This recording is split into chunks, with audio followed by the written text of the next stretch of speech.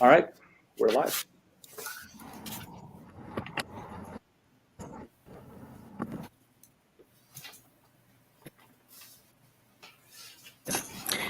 Good morning, good afternoon, good evening. صباح الخير, مساء الخير, مساء النور. Assalamu alaikum. Welcome to the panel on Palestine, genocide, colonialism, and feminist liberation. Happy International Working Women's Day, which is today. My name is Rabab Abdel Hadi. I am at San Francisco State University. This panel will start first and foremost with the land acknowledgement, and I will read it in a minute, based on our that is adopted by our American Indian Studies Department. The campuses of San Francisco State University on the San Francisco Peninsula and North Bay are located within the occupied territory of Ramaytush, Ohlone, and the coastal Miwok, who, along with the Southern Pomo, are organized as the Federated Indian of Greater Rancheria.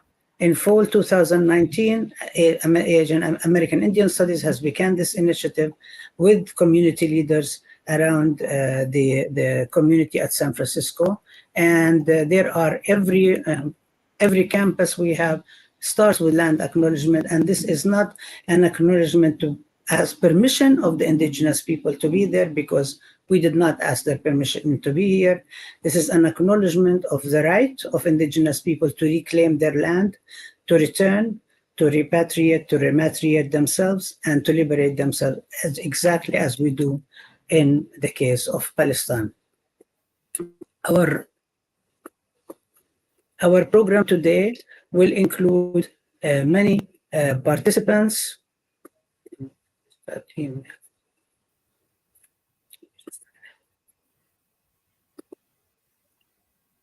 First, I want to begin by thanking many of the participants in this. But before we do that, I would like my colleagues who have been participating in this, putting this program together, to come on the screen one by one, introduce themselves, where they are coming from, and what organization or department they are participating in. So maybe everybody can just play it by ear. We have Alia first.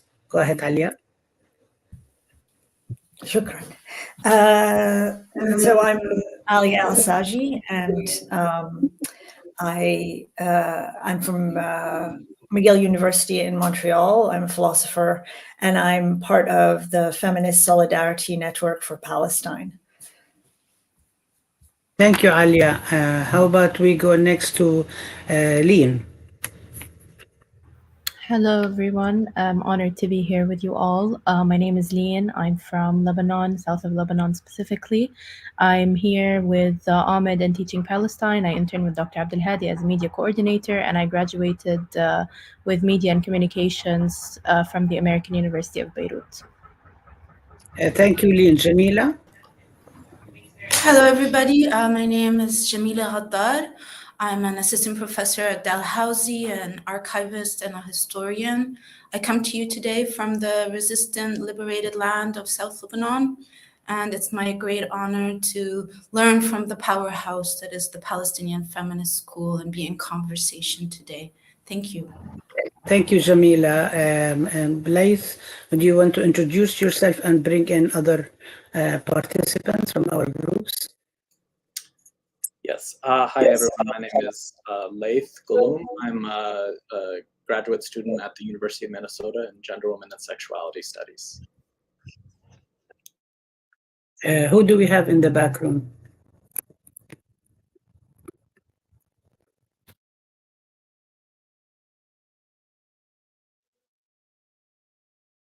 Sundus, why don't you go ahead? Hello, everyone. My name is Sundus Hamad. I'm the coordinator of the Right to Education campaign at Birzeit University. It's such an honor to be with you all today and with such powerful women. And we hope that a better future for women will be next, inshallah. Thank you. Thank you, Sundus. Huma?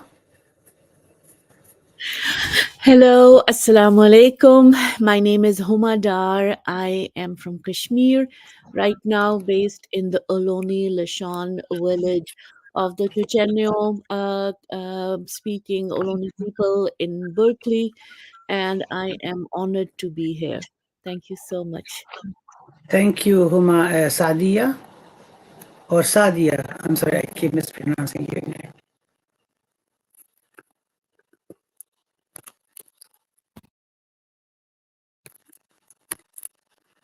Okay, so maybe Sadia is getting back on. Brooke, Mary Jo.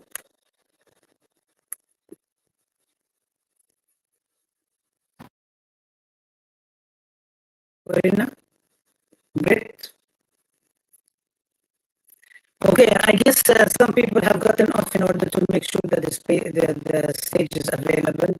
So, oh, they left. So, yeah. So maybe we can bring them back on as we go along before we begin the discussion. I wanted to also express our thanks and appreciation first for the media team who has organized this and put it together. Laith, Ghulum, and Lin Asiri, as well as I believe Mariam Muhi, and also the flyer was designed by Britt, who is from the Feminist Solidarity Network of Palestine, graduate student at the CUNY Graduate Center in New York, and many people have contributed to it. This collaboration is initiated by two different bodies. The first body is Feminist for Justice in for Palestine at the National Women's Studies Association, and we will be able to share with you the excellent news that we have just received this Monday on the beginning of Women's History Month, that National Women's Studies Association, after a very long struggle by Feminists for Justice in for Palestine over the break of the boycott and breaking down the picket line of the boycott of by the previous president, the new president and the new board came out attempting to repair, to take accountability, to restore the NWSA commitment to Palestine as a feminist issue, and commitment to Palestine as justice, and commitment to boycott, divestment, and sanction. And indeed, the president of National Women's Studies Association on Monday, March 4th, wrote her first blog for Women's History Month entitled Palestine and the Black Radical the Tradition, in which she actually accounted for, included the statements by Feminists for Justice in Palestine, the two statements. First one was a critique of NWSA at that time, and the second one, our decision to not go attend the last NWSA conference. And this was a huge victory, because now we are back to working with NWSA and constructing a different future and insisting on justice for all. The second group is Feminist Solidarity Network for Palestine. Feminist Solidarity Network for Palestine has been organizing and has come around responding to the fabrications and the propaganda that has been propagated by Israeli and Zionist rape of and during the October 7 Aqsa flood operation, and have produced many writings.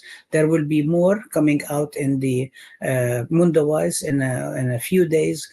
We had also a complete write-up in the War Writers Against the War in the New York Crimes issue, and many other places. We continue to monitor this situation. We also have with us the Arab and Muslim Ethnicity and Diaspora Studies program, which has 3 classes joining us today: Palestine, Islamophobia and Comparative Border Studies, Palestine and Mexico.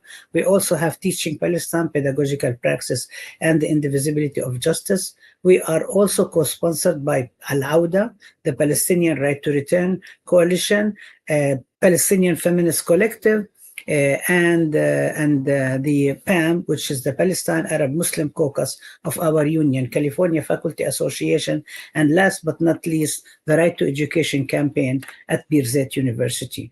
We are very honored and very humbled by having all our colleagues co-sponsoring with us. Oh, and I also forgot one of the main groups also is CUNY for Palestine, which is a group of faculty and students and staff who are also have been organizing at CUNY.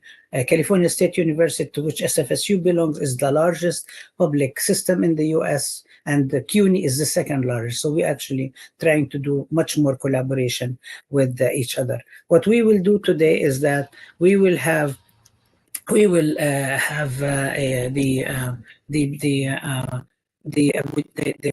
roundtable, 3 roundtables. But before I do that, I would really like to ask our participants as well as the audience to take a moment of silence for the fallen martyrs in the struggle for freedom, dignity, justice, and peace in Palestine and in the Third World and throughout the world.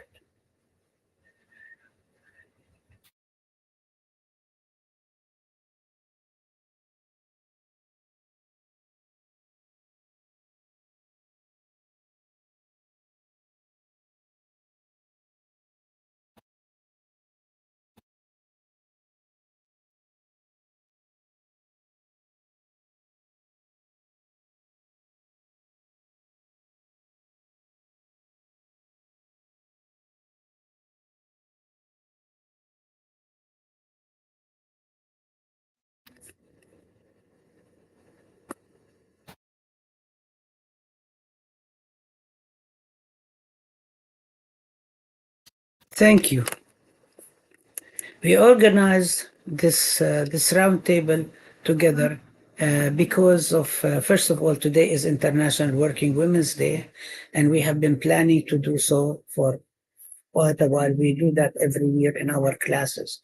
But specifically this year, in order for us to uplift and highlight the struggle of Palestinian women and the struggle of the Palestinian people, which are intricately linked with each other, and also in order for us to center Palestinian women's voices, Palestinian feminist voices. Obviously, our participants and our speakers represent a group of Palestinian feminist organizing and activists, and many, there is thousands and thousands and thousands of others. We can't have everybody on the screen, but we continue to presenting that. This is part of a series that we have started about a few years ago when all our teaching was converted to online, Teaching Palestine lecture series and open classrooms. And now we also have been doing several activities to speak about different aspects of Palestine and several what's going on, and as well as the Israeli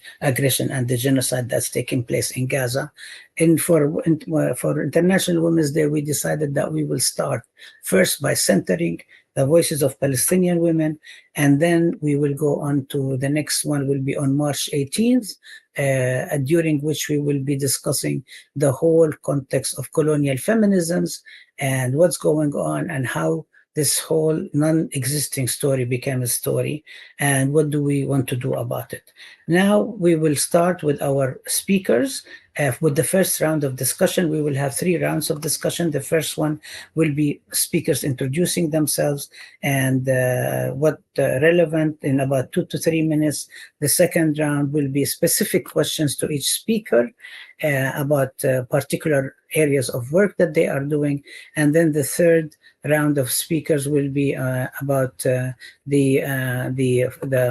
with everybody, questions and answers, speakers discussing with each other as well as with the organizers of this program. So if we will start, please, with the speakers going around and each person introducing themselves. And do you want me to call on you, or do you want to go for it yourselves?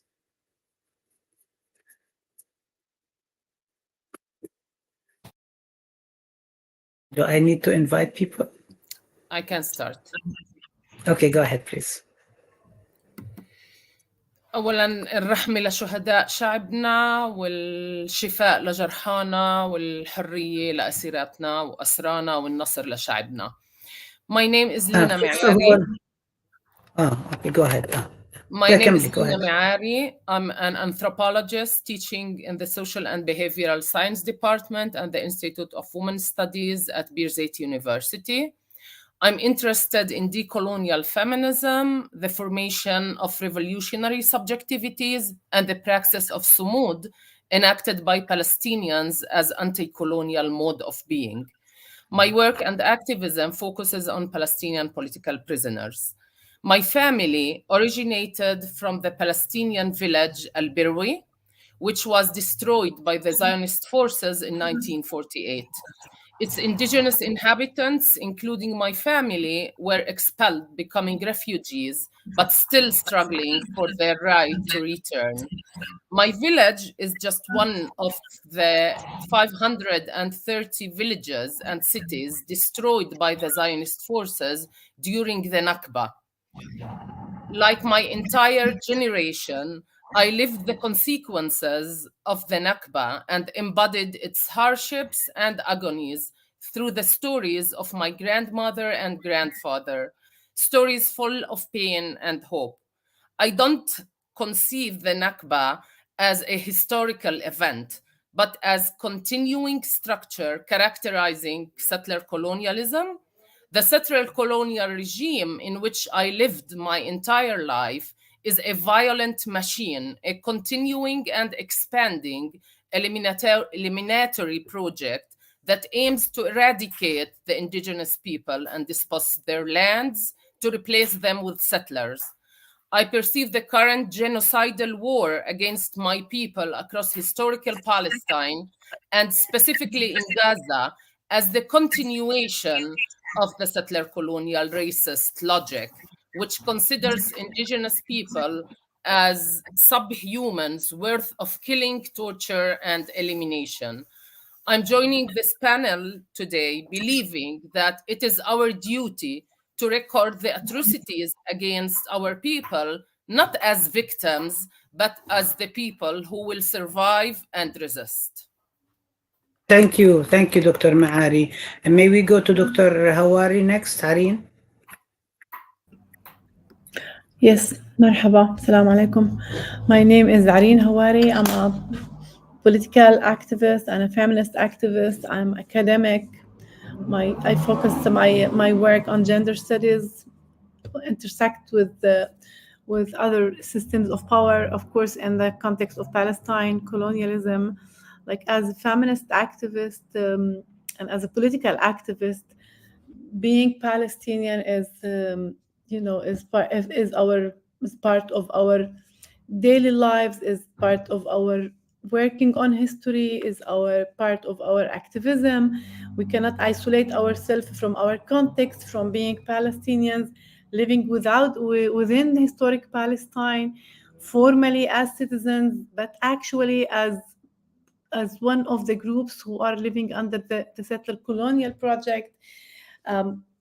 Even though we are so-called citizens, but we are, I think, the most group who felt isolated from their people, isolated. It's like the paradox that the group who are in their lands, in their historic lands, are isolated from the other groups of the Palestinians, from all the Arab worlds.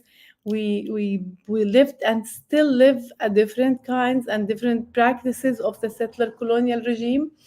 We are trying to be resisting, and as feminists, we cannot talk about resistance and about the gender system of power. We cannot talk about patriarchy without reading in its political and economic and cultural and historic context. We cannot talk about Palestinian women wherever we are without reading the history and the consequences of the history and the settler colonial practices on daily basis. Specifically today, we cannot talk about women's issues without talking about men's issues. We cannot talk about Palestine, we view Palestine as a feminist issue, because feminism is a call and endeavor for justice, and we cannot talk about justice without talking about what's going in Palestine and what's going in Gaza and about the situation.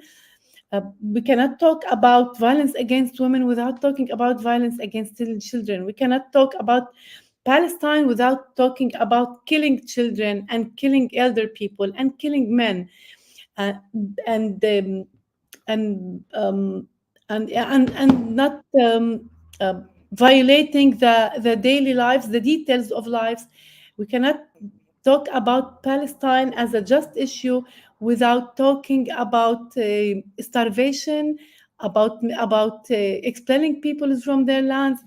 So I don't feel ourselves coming here as an academic, but mainly as Palestinian women, as feminist activists, and as people who are feeling the pain of the suffering of our people under the genocidal war in Palestine. Thank you, Dr. Arian. Can we have Ms. Busaina next? Yes. Hi, everyone. My name is Buthayna Smeri. I work as the director of Mada Development Center in Birzeit University. I used to run many and manage many media projects. I'm originally from Khan Yunis city. It's at the south of Gaza Strip. This lovely city with kind people and generous people who used to export strawberry and roses to the whole world, which at the moment is totally destroyed. And come here really when I was invited to be in this webinar. I refused at the beginning because I couldn't, or I have been unable at all to talk about Gaza without crying. I lived 5 wars. I used to live in Ramallah here, but my whole family are there in Gaza, and there was 5 wars before. But this genocide is so different. All the details is ugly and very aggressive, and my family and the people there, they never lived such hard conditions like this. So I came here because I will try to be the voice of the Gazan women in this day, and I'm willing to answer questions, and I hope to succeed. I will try to succeed to deliver their voices and to be able to let you know few things not being showed in on channels or in the news, because what we see in the news is very different than what's happening in the real life right now. And thank you. Thank you. So can we go to Ms. Yafa Jarrar? Yes, thank you, Dr. Rabab. My name is Yafa Jarrar, and I speak to you today from the traditional unceded territory of the Anishinaabe Algonquin people, also called Ottawa in Canada. I'm an activist and a human rights lawyer. I practice in the area of employment and labor law in particular. As a Palestinian, I was born in Jerusalem, Palestine, and I moved to Canada back in 2003. And since the call for BDS, boycott, divestment, and sanctions in 2005, I've been involved in various international campaigns to implement and strengthen BDS globally. I'm also the daughter of a current political prisoner in Damoun prison. My mom, Khalida Jarrar, was arrested in late December of this past year, and she continues to be detained under what's called administrative detention, which is a detention according to Israeli military law that allows them to keep the detainee indefinitely without charge, without trial, and based on secret evidence. Thank you, Ms. Jarrar, and of course we wish for your mother freedom soon. She has been arrested multiple times, which we will be discussing next. And our next speaker is Ms. Hanan Al-Khatib, who's an attorney and a lawyer with the Palestinian representative of representing families of prisoners and freed. So Hanan, you can speak in Arabic if you'd like, or you can introduce yourself in English, however you want to. Go ahead. مساء الخير، أنا حنان خطيب، محامية في هيئة شؤون الأسرى والمحررين، وأيضا أعمل مركزة العمل الثقافي والجماهيري في القرية. أنا من قرية شعب قضاء عكا في شمال فلسطين. My name is Hanan Al-Khatib. I'm a lawyer. I am coming here as a representative of the body that represents prisoners and freed. I'm a lawyer. I come from a village named Sha'ab in the north of Palestine. Go ahead. تفضلي.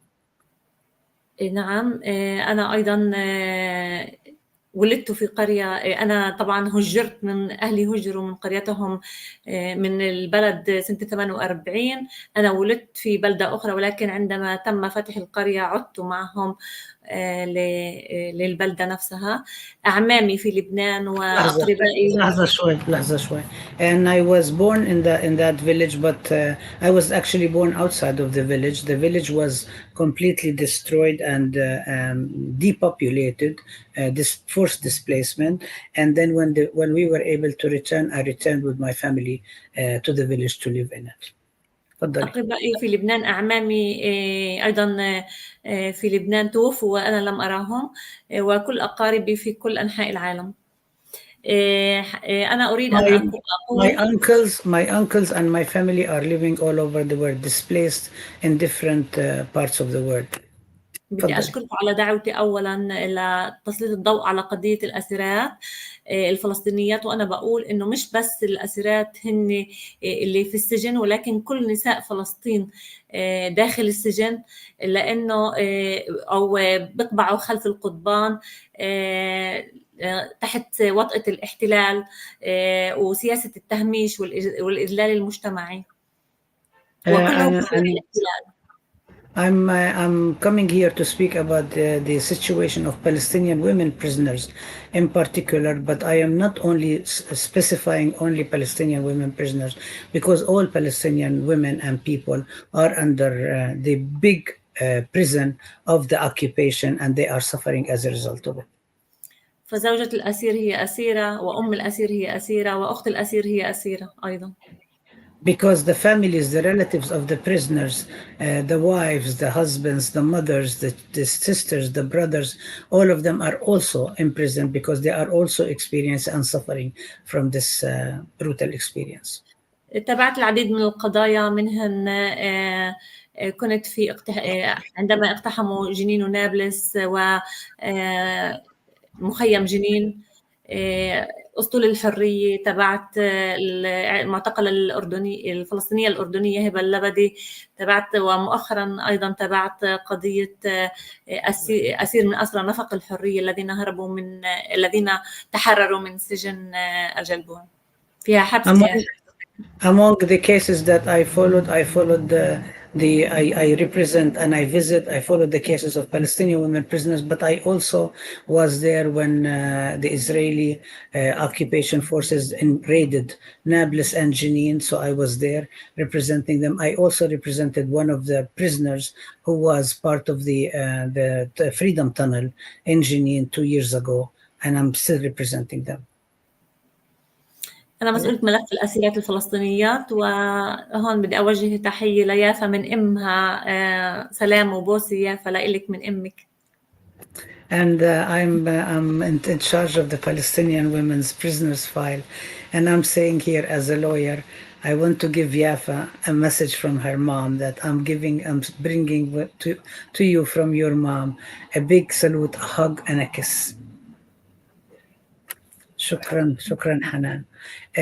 Now, it's very difficult to actually continue moderating in a sort of professional way.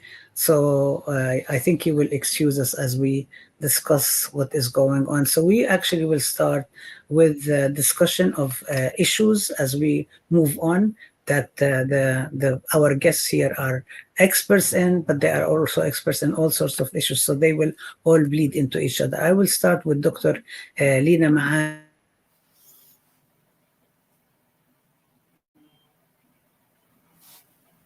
راح الصوت، سكرتي الصوت بالغلط انت. طبعا. Exactly. Because I'm trying to get another screen. شكرا. Thank you. لحظة. Dr. Maari, you are the president of the Birzeit University's Faculty and Staff Union.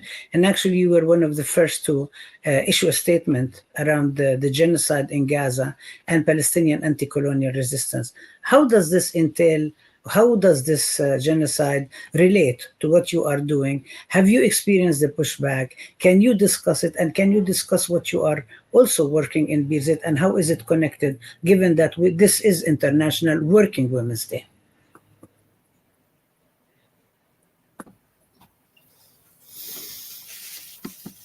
Thank you. First, I want to say that for Palestinian feminists, feminism entails building an alternative, emancipatory, and just world, a decolonial world, in which all human beings live with freedom and dignity. In our current world, in which atrocities prevail, building a just world entails the struggle against all intersecting forms of oppression, exploitation, racism, and colonialism employed by imperial, colonial, capitalist, racist regimes. And since forms of power are intersected, our resistance should simultaneously confront all these intersected forms. Hence, at Birzeit University's Union and Professors and Employees, we always commemorated the month of March as the month that brings many occasions that carry contents of struggle and resistance, even if they vary in their forms and manifestations. From International Working Women's Day through Mother's Day, the anniversary of the Palestinian resistance victory in the Battle of al-Carmel, and the anniversary of the Eternal Land Day. We perceive these occasions as constituting an opportunity to emphasize the importance and roles of Palestinian women and their anti-colonial social and economic struggles. We know that we as Palestinian people, women and men, were forced to confront one of the most brutal settler colonial projects, and we were destined to resist and defeat it. We believe that in order to be able to strengthen and perpetuate our struggle, we must build a strong and cohesive society in which social justice, dignity, and freedom prevail. Then, since there is no real justice without the liberation of all members of society, it is necessary for Palestinian women to gain their position and status imposed by their roles and contributions to society. And the social and class feminist struggle are always intertwined with the Palestinian national struggle for liberation and the restoration of our stolen rights, including our land, the right of refugees to return, and the liberation of prisoners. So International Working Women's Day, which came to commemorate the struggles of female textile workers, constitutes a stage of struggle in various parts of the world, led by the oppressed woman in confronting the social, economic, and colonial systems. International Working Women's Day comes this year amidst the genocidal elimination war waged against our people. During the current war, Israel has cut off all food, water, electricity to Gaza and has engaged in vicious bombing of homes, markets, schools, universities, health facilities, bakeries, mosques, and churches. It bombed the infrastructure that sustains the everyday lives and livelihoods. And throughout 5 months, Israel killed more than 30,000 Palestinian women, men, and children, injured more than 74,000, detained and brutally tortured 11,000, and damaged 355,000 housing units. There are 50,000 pregnant women, and in fact, more than 160 women are expected to give birth every day in Gaza, with no access to hospitals, healthcare services, clean water, medicines, painkillers, and other supplies. The Palestinian mothers are obliged to give their babies formula using contaminated water, and they go hungry to feed their children as a result of the starvation policy employed by Israel to break the spirit of the people and its resistance. So this genocidal war has lots of gender dimensions also. The Israeli colonizer aims to gain control over women's wombs, aiming to destroy the ability of Palestinians to reproduce future generations. Israel has bombed all universities and colleges in Gaza. It also bombed schools, which consists mostly of female labor force. So Israel is not only destroying all aspects of the present life of Palestinians, it aims to destroy their future. And amidst the continuous Israeli eliminatory project, Palestinians had resisted and continue to resist in all forms, and opening possibilities for emancipatory future. Palestinian women are playing a fundamental role in the resistance and persistence of the Palestinian people. They sustain their families and communities. They bear the burden when their sons and husbands are murdered or imprisoned. They themselves practice Sumud while arrested and imprisoned. Palestinian women, as their whole people, are the victims of the harsh, aggressive Israeli settler colonial project, yet it's important to note that they are not passive victims that need saving as imagined by white supremacist colonial feminism. They are not humanitarian cases as portrayed by aid organizations. Palestinian women are political actors that struggle to decolonize their lives and communities and build a free and just future. Palestinian women demand political radical solidarity from revolutionary feminists who believe in dismantling all forms of oppression everywhere. Feminists who struggle with us to liberate Palestine and engage with the global movement for the boycott, divestment, and sanctions against Israel as one manifestation of resistance. We, as my colleague Areen said, we insist that Palestine is a feminist cause, a cause about liberation and justice. The struggle for decolonizing Palestine is interconnected to the struggles of all oppressed peoples who endured and continue to endure colonization, imperialism, exploitation, and dehumanization. Thank you, Dr.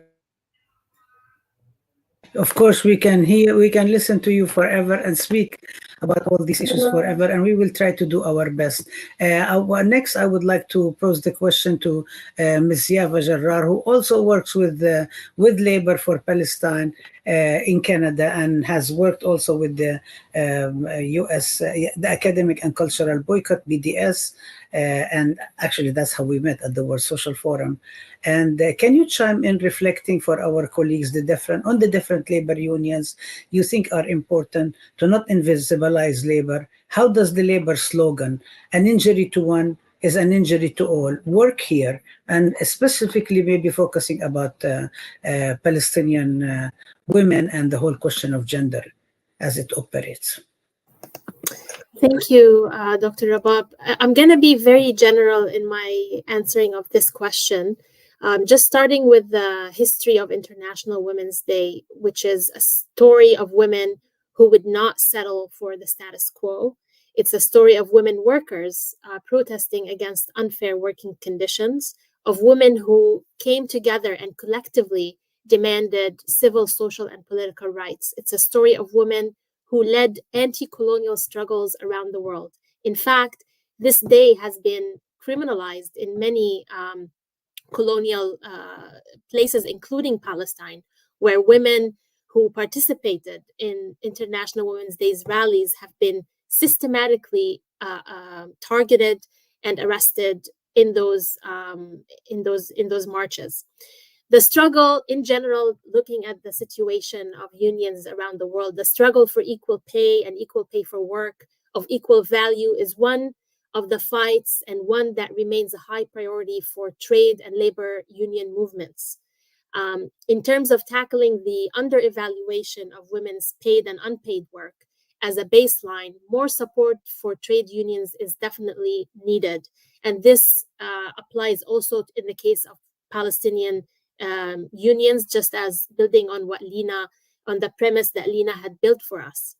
As an example, from the European Union level, a step in the right direction was recently made by the Pay Transparency Directive, which was entered into force on the 6th of June 2023, and is expected to be translated into national law by member states by 2026.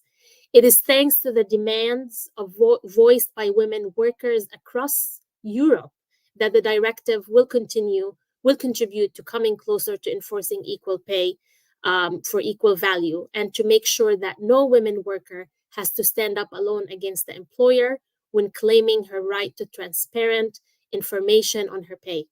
The directive also secured a safeguard for trade unions' prerogatives to bargain on measures for equal pay, a provision that was met with unfounded yet fierce resistance.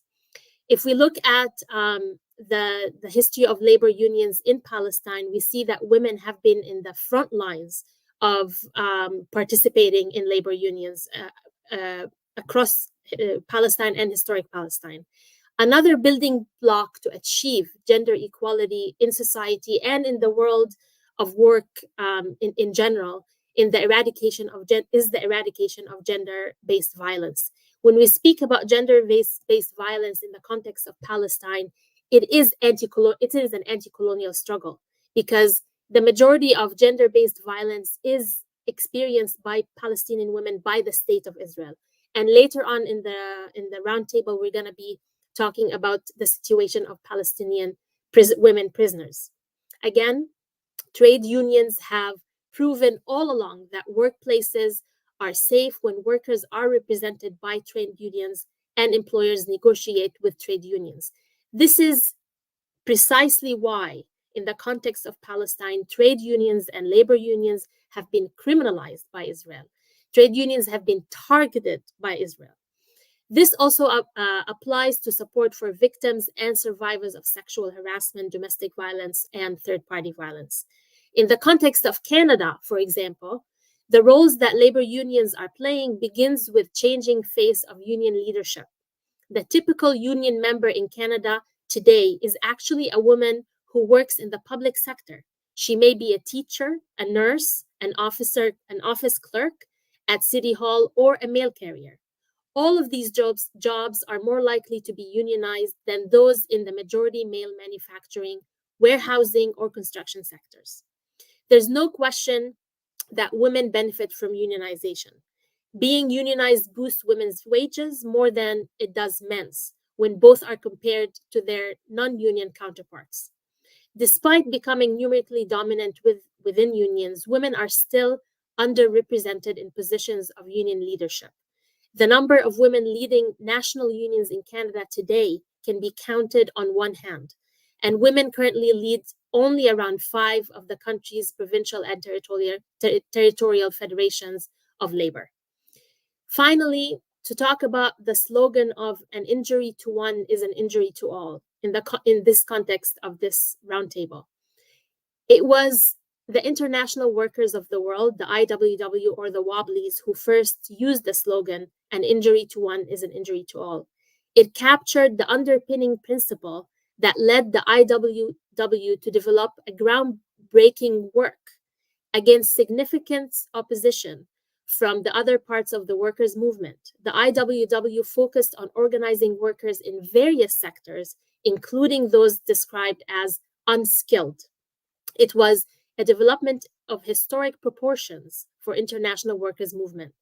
The slogan remains as vital for the workers and trade unions movement today as it was when IWW was founded in 1905. And it set a groundbreaking base for international solidarity when it comes to solidarity with Palestine. It underlines that an injury, attack, or injustice to any part of the working class is a collective concern for all of us, and one that must be challenged collectively. It points to a direction forward for working class people in the face of ongoing divide and rule tactics by the bosses. Today, the attempt to divide are particularly evident with the attack on, for example, trans rights. The trade union movement must respond to that through united action and a bold defense of all workers. That, in this case, means challenging sexism, homophobia, and transphobia that is being pushed by which is being pushed by conservative governments all over the world, everywhere, by the bosses and in the press, as well as standing up against blatant attacks. In the context of International Women's Day or International Working Women's Day and Palestine, we reiterate that Palestine is a women's issue. The feminist movement has historically centered white, heteronormative, able-bodied women and defined women's issues through that framework, ultimately excluding all of other women from feminist advocacy. So, a critical examination of feminism entails making a commitment to all women, especially women of Palestine and in the global south. Thank you.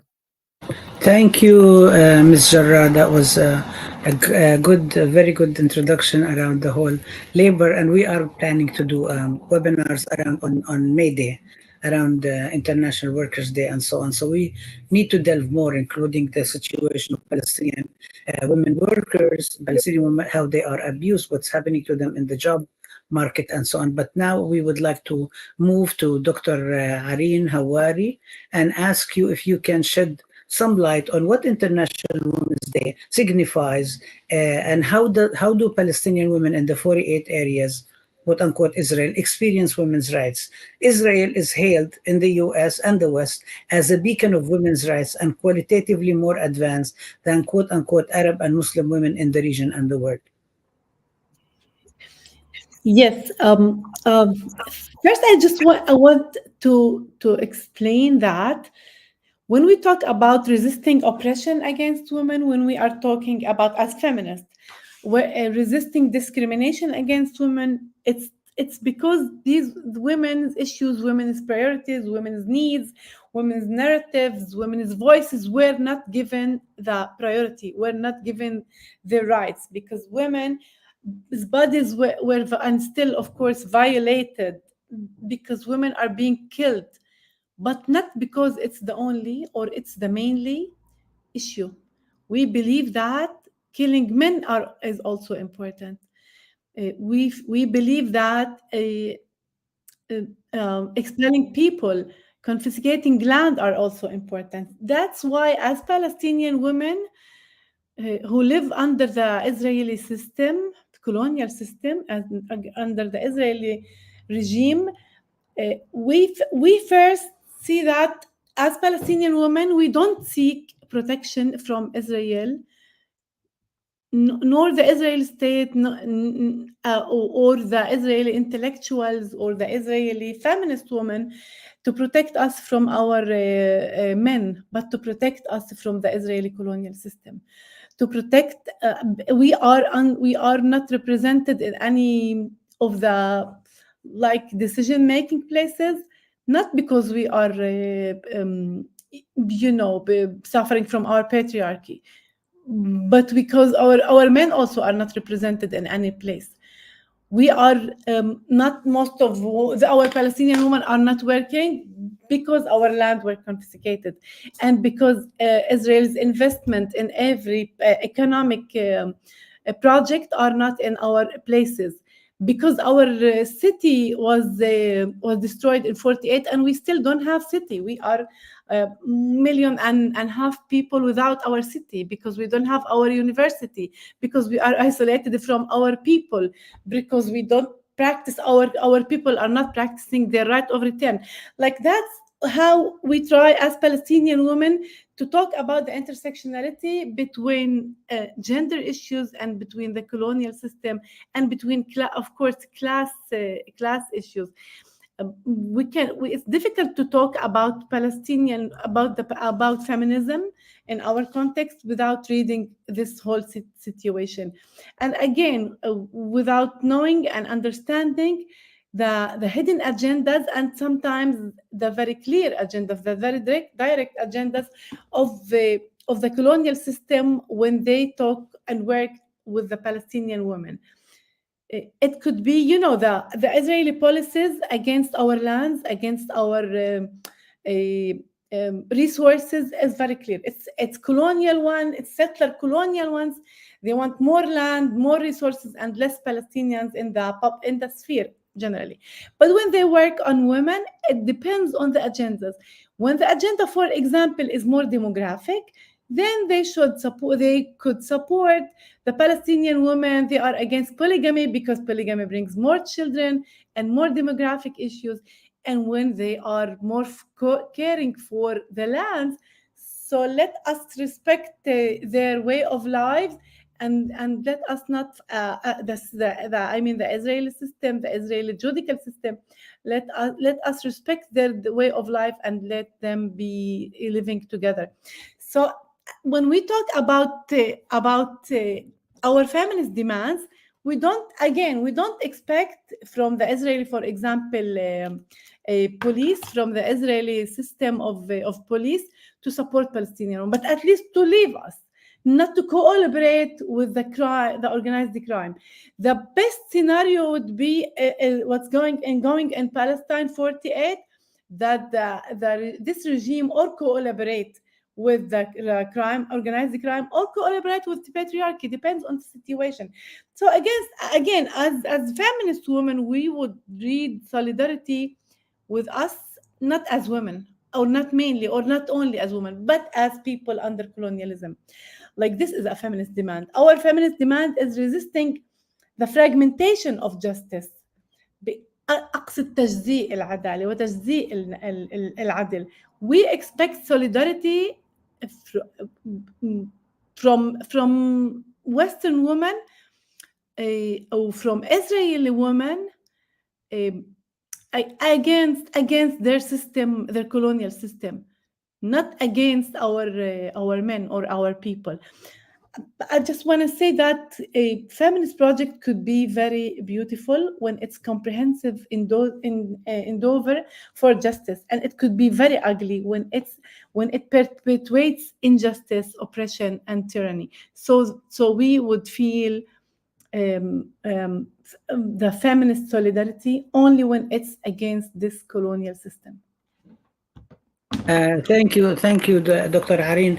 Actually, we will be discussing more, and part of the things that brought all these groups together was to expose and challenge the colonial feminism that claims to be feminist about women's liberation, but it is actually about colonialism that focuses on one particular issue, essentialism, and it's actually not really the demands of the women in which they are in solidarity with the whole question of saving. But we will come back to that later on. And also each presentation we're hearing now needs to be more expanded more and more. So there is a lot to learn and a lot to expose. The next, we would like to call on Ms. Buthaina Al-Samir to speak about what can you tell us about Gaza in this historical moment of genocide, starvation, famine, and violence. Are women and people in Gaza in general able to celebrate International Working Women's Day؟ وبحكي بالعربي انه بنسألك فهمتي علي؟ خلص مش ضروري اترجم. اوكي بس احكي شوي مشان نعرف انا Don't worry, I will speak in English. يعني احكي فقرة ووقفي تفضلي. No, it's fine. I will speak in English. I just before I will answer your question, I'll go back to what Dr. Areen said. Last Thursday, I was participating in a lecture presented by the South Africa ambassador at Birzeit University. And he used a term, it's deeply in their culture. And he said, Ubuntu. Ubuntu is mean, I am because of you. That's why South Africa went to the ICG and deliver our cause. So yeah, we need all the women in the world to stand with Palestinian women because we are in this stage of liberation and fighting colonialism. Back to your question, absolutely the people in Gaza and the women will not celebrate International Women's Day, unfortunately, because women as men there, they are suffered from this genocide. The women are killed. There is, according to the report for UNRWA and UN Women published yesterday, 9,000 women were killed until now. 63 women killed per day. 37 of them are mothers. Women there, they are right in the moment, they are under the rubble. Some of them are suffering the loss of their husbands, wives, fathers, brothers, families, neighbors. The majority of women and men, actually, they are displaced in the moment. It's like 85% of the population in Gaza displaced. So to say that if they can separate, of course not, they cannot separate because time in Gaza marked by blood, not by events, by the usual routines, etc. Every minute counts. They are suffering during the day. Some people, when I talk with them, because my family are there and my friends, they don't know what's the date. What's the day? Is it Friday or Sunday? They don't calculate. They live every moment struggling all the time. Women in Gaza at the moment suffering the starvation, the political starvation. They are suffering lack of, as Dr. Lina mentioned, and it's well known, lack of medicine, lack of food, lack of water. There was a report that said, and it was shocking actually, that 1,300 persons share the shower. Yeah, can you imagine? So celebrating International Women's Day is a luxury. They cannot afford it in the moment. And I would like also to highlight the situation of the pregnant women. which is very, very difficult. There is lack of medical care for them. They have to deliver their baby not in the hospital, in the tents, or in their homes, or even in the street. It's so they suffer very hard and difficult circumstances. So I don't believe that women can celebrate actually. And I would like to mention and take this opportunity to mention how much the women there, they have to make a very hard decision during the daily life. For example, some family decided to stay together in one room while there is bombing around them, because they want, if they want to die, they want to die all of them. They don't want to leave anyone to suffer the loss. Other family, they have to distribute family, the individuals distributed among other houses. So if they die, someone will stay.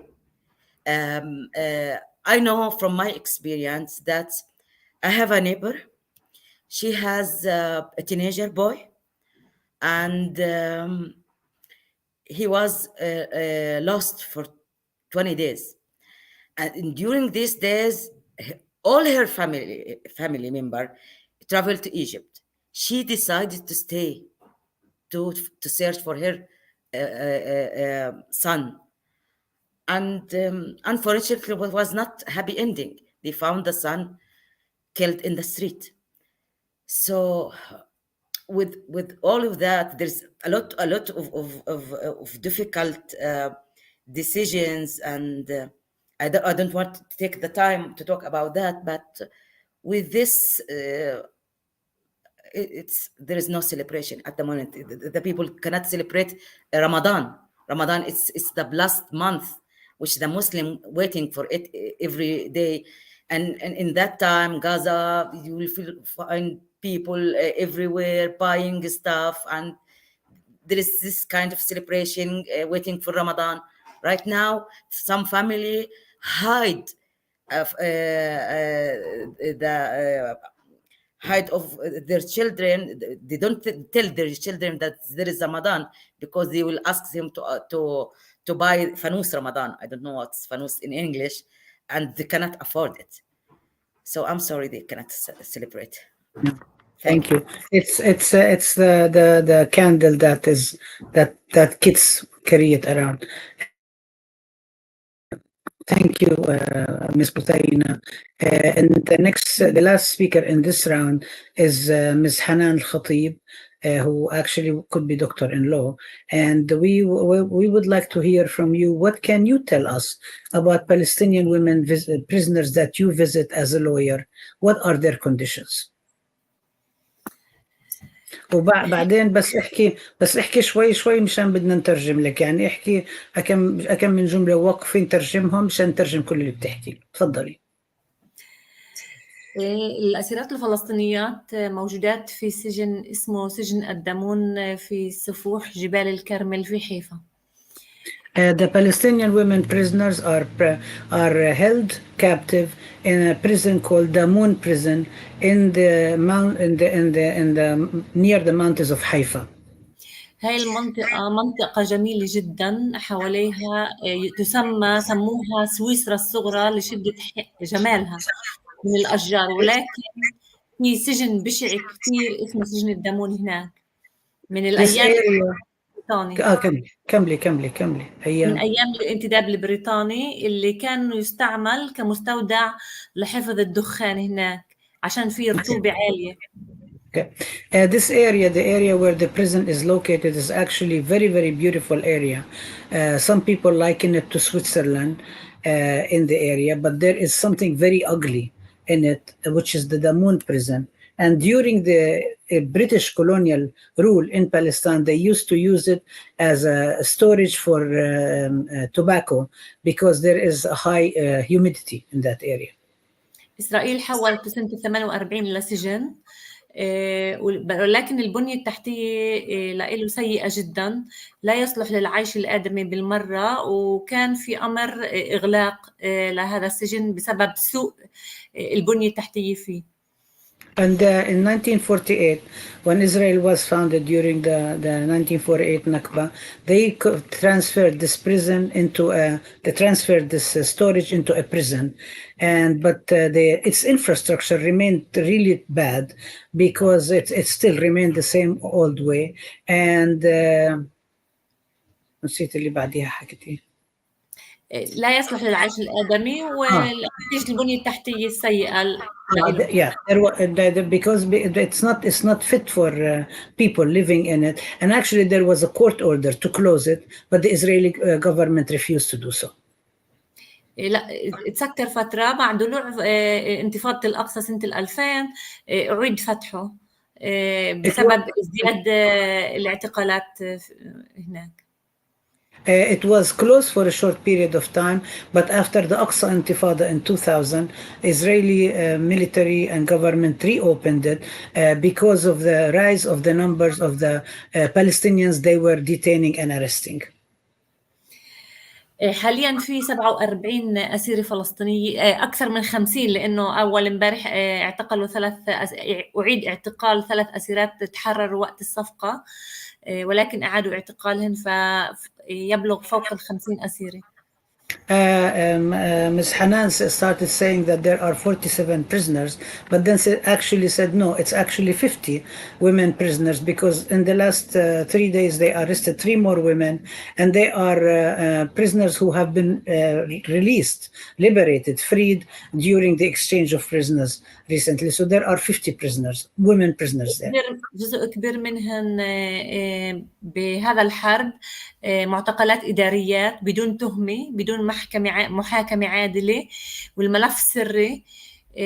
وهذا الاعتقال هذا الإداري هو إسرائيل ورثته من أيام الانتداب البريطاني، فهو بدون تهمة. The women are arrested according to the administrative detention, which is a collective punishment process that Israel has inherited from British colonial rule, to arrest anybody without charging them, without presenting them with charges, without telling them what's against them, with a secret dossier, and they are just held administratively. جزء آخر من المعتقلات أيام الحرب جزء كبير كمان على تحريض على وسائل التواصل الاجتماعي بما يسموه هذه التهمة، وبيكون أشياء ممكن إنه الأسيرات نقلوا أشياء عن وسائل إعلامية، مثلا عملوا شير لإشي من قناة معينة، بديش أذكر أسماء القنوات، فاعتقلوهم بتهم التحريض. And there are some women included there, prisoners, include women who have been arrested and detained only because they have posted some posts on social media, or they even shared some posts from other sources on social media. And they arrest them under the charge of agitation against the state. بداية الحرب وصلوا لحديث 100 فوق 100 أسيرة في قسم لا يتسع ل 50 أسيرة.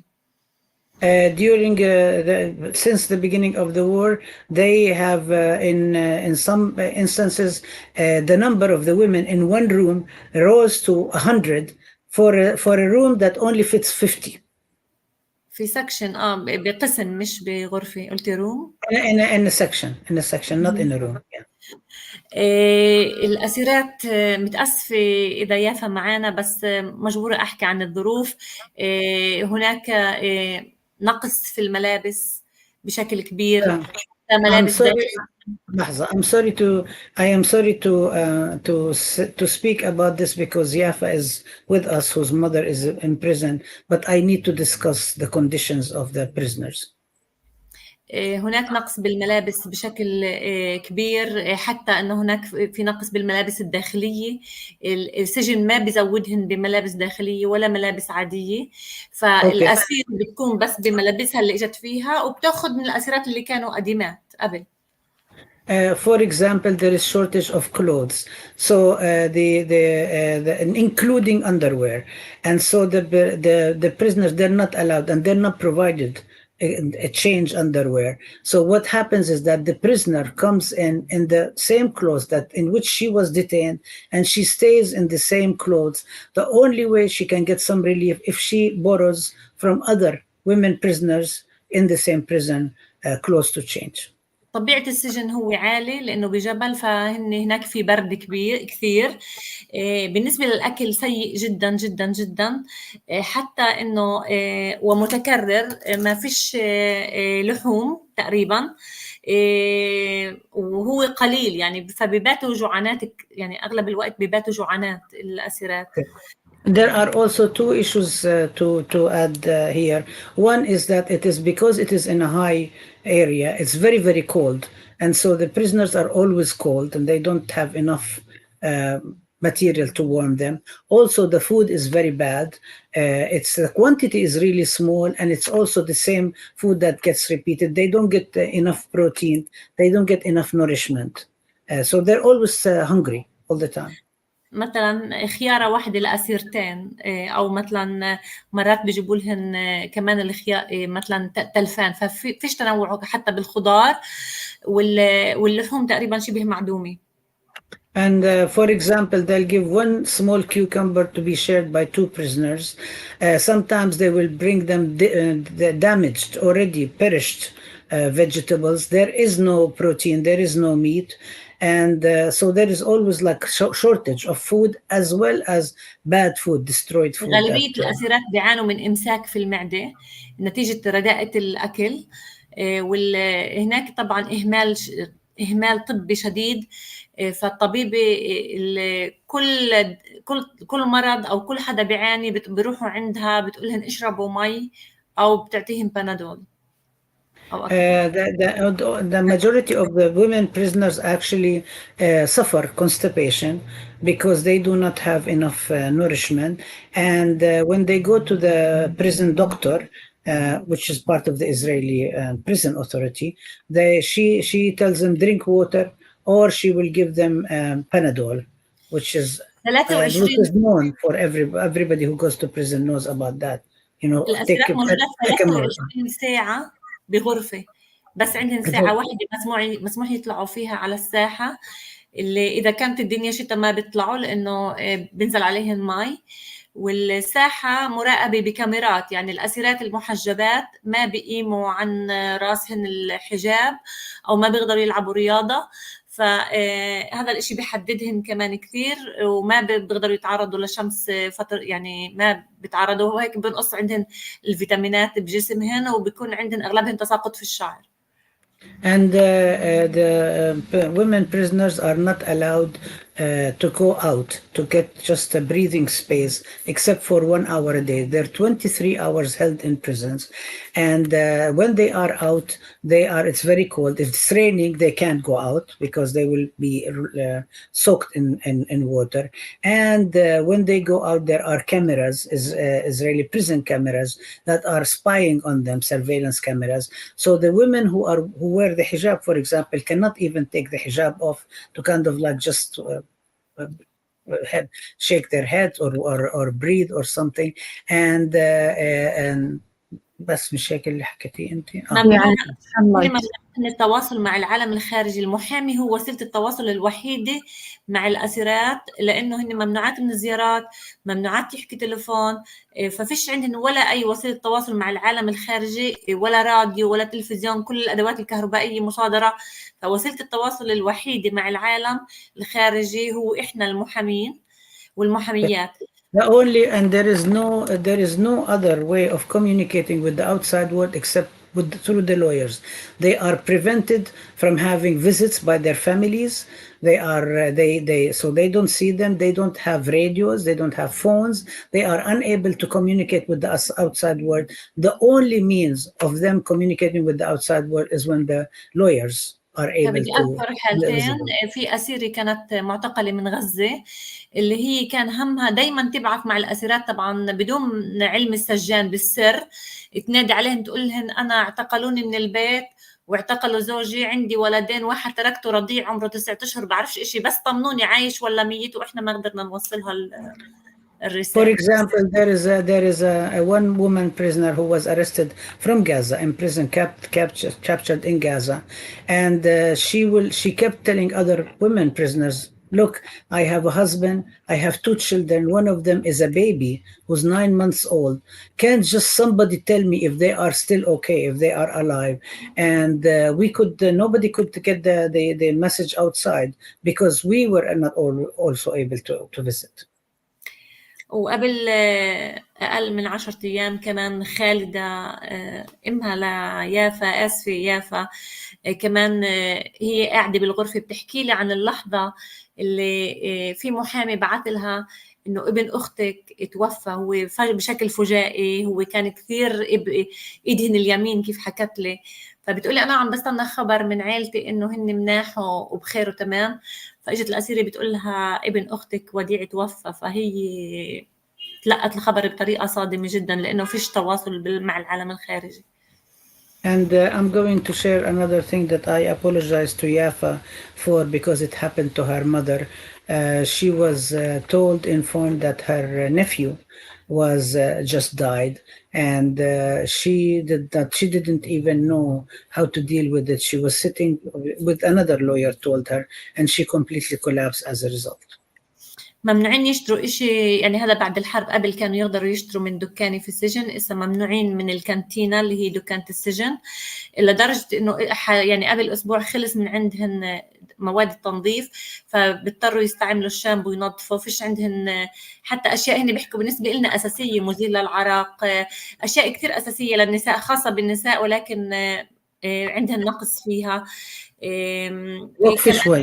وقف شوي حنان. And they also there, since the war, this recent war started, they have been prevented from buying anything from the canteen, from the prison canteen, any material, and including cleaning material. So sometimes if they need to clean, they'll use shampoo if it's available, but there are other material that are banned, like deodorants, like personal hygiene. ايش كمان؟ يعني للنساء في ديودرانت، شفرات حلاقة، أشياء اللي بتخص النساء ممنوعين. Things are specific for women in specific female hygiene, such as deodorant, maybe shaving blades, any other things that they need as women. They are not able to access them. They're not allowed to even go and get them from the prison canteen because they don't have access to the prison canteen. هنا بدي أحكي عن شغلة عن الصليب الأحمر، ما بزورهن. بفكر إنه هنا مهم جدا الصليب الأحمر يأخذ دوره كهو جسم محايد.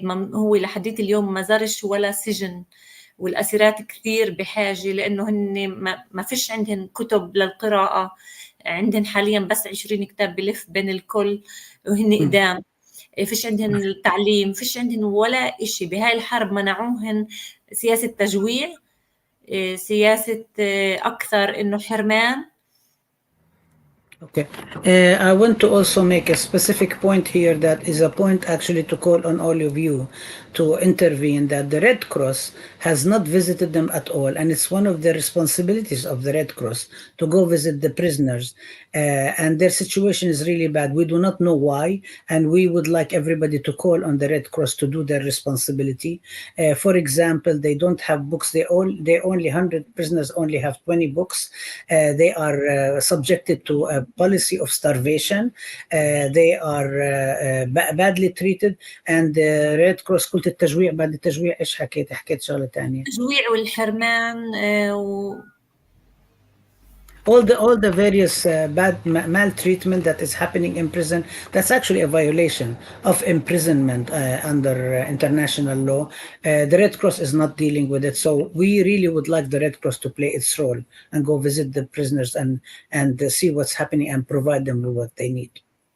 بدي أحكي كمان عن كل موضوع. في متأسفة بس ممكن أختصر من شهادة لأسيرة كمان، هي محامية اللي اعتقلت ب17 واحد، واعتقلوها، نزلوها من السيارة اللي هي كانت موجودة فيها، تم ضربها على يد المجند اللي نزلتها من السيارة، ضربها بشكل كثير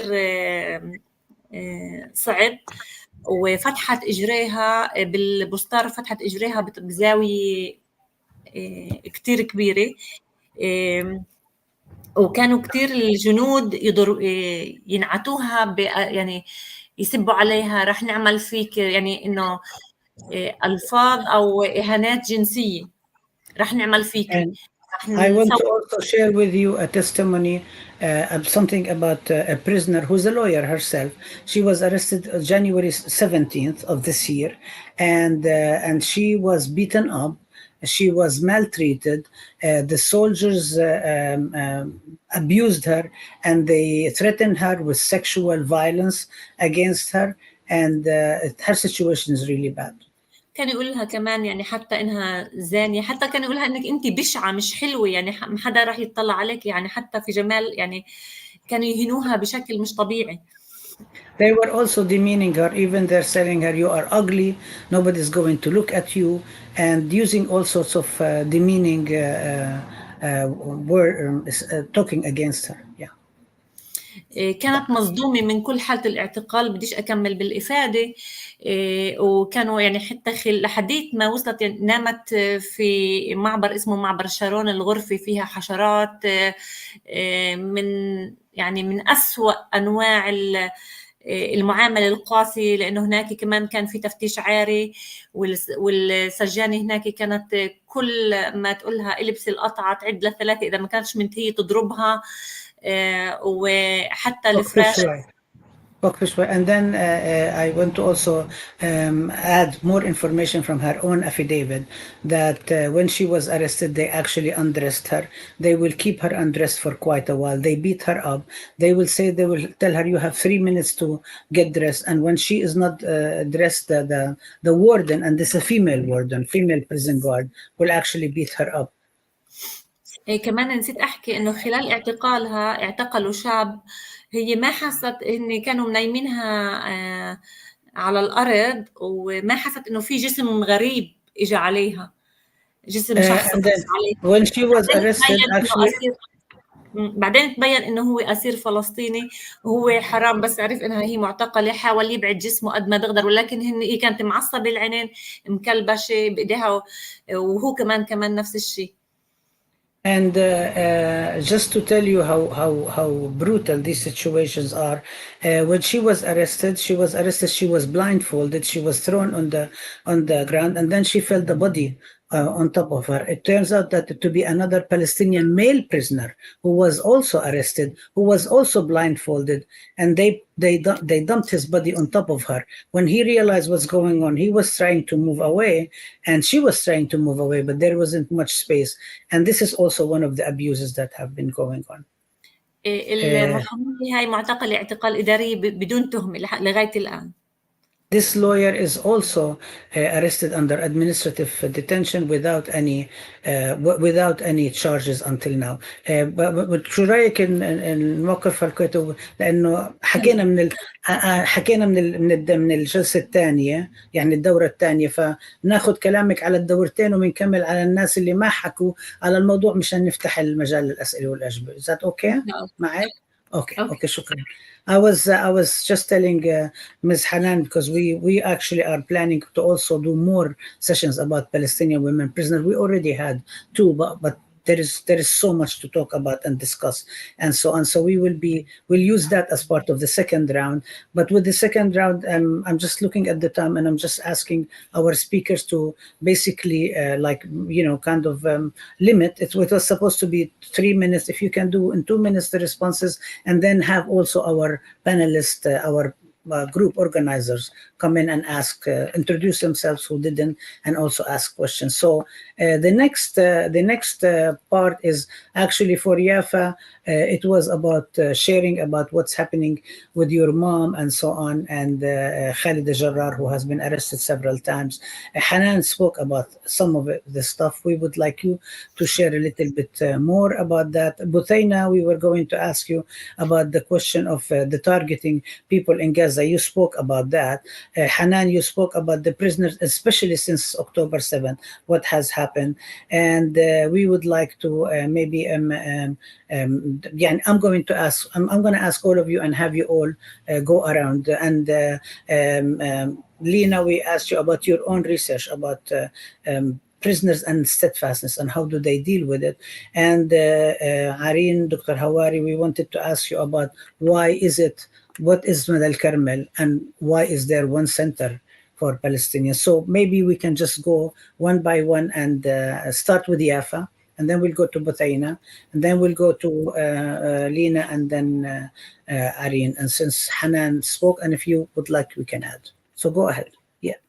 Yeah. Sure, thank you.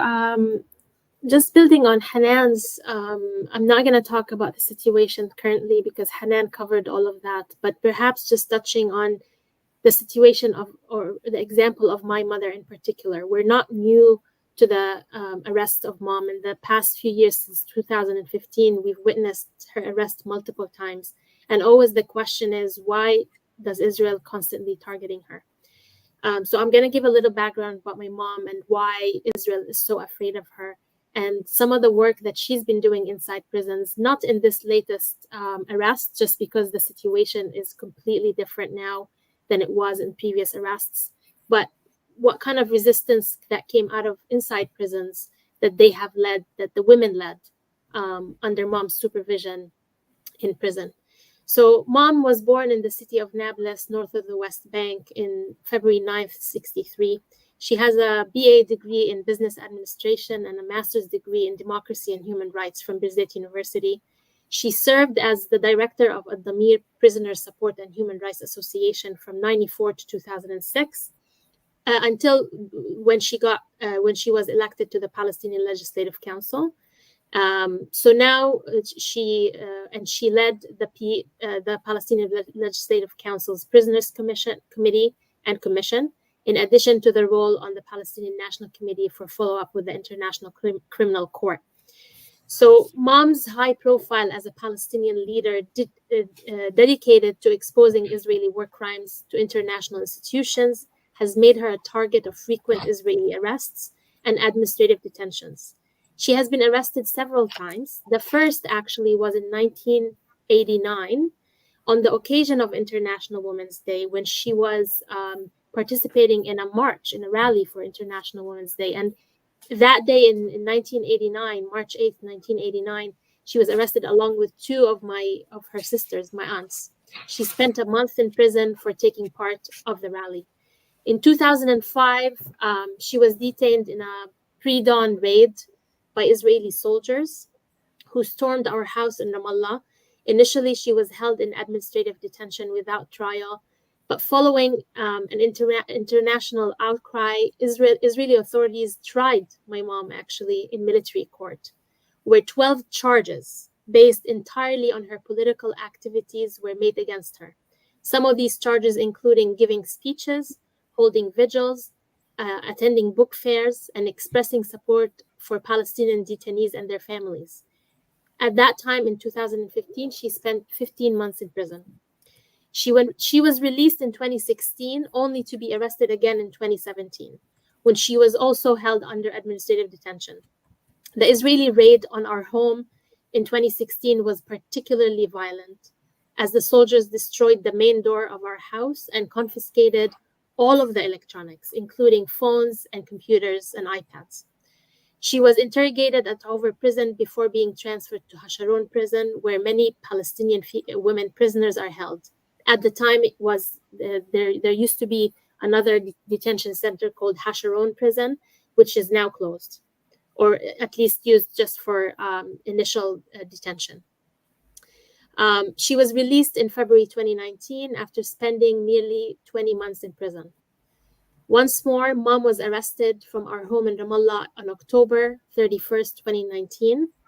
During this imprisonment, as many of you know, my sister Suha passed away at the age of 31.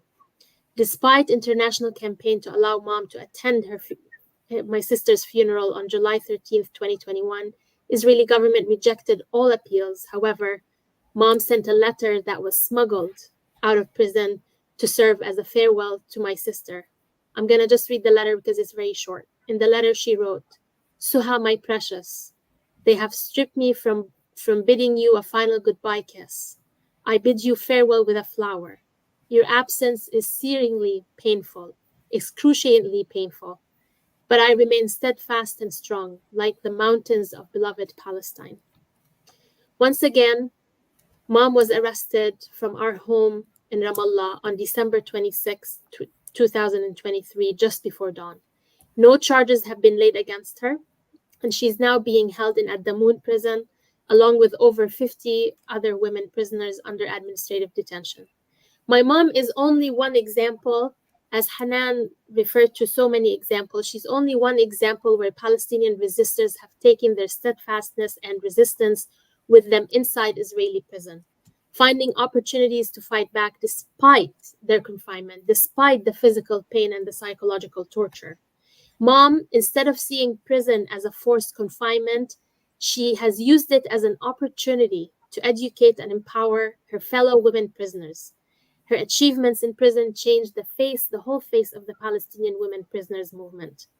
In terms of how she took that resistance to resist from inside Israeli prisons, and in terms of fighting back, Mom says that fighting back can take so many different forms. Throughout the various stints of imprisonment as political prisoner in Israeli jail, she took part of various forms of resistance from within the walls of the prison. For her, education for Palestinian women prisoners became an urgent priority, and this, of course, comes with its own obstacles and challenges. Women prisoners in Israeli prisons are treated somewhat differently than men, not only in terms of the nature of the violations committed against them, but also in the degree of their isolation. Since there are far fewer women prisoners than men, it is easier for Israeli prison authorities to isolate them completely from the rest of the world. Moreover, there are only a few women prisoners with university degrees. The level of education among these women is alarmingly low.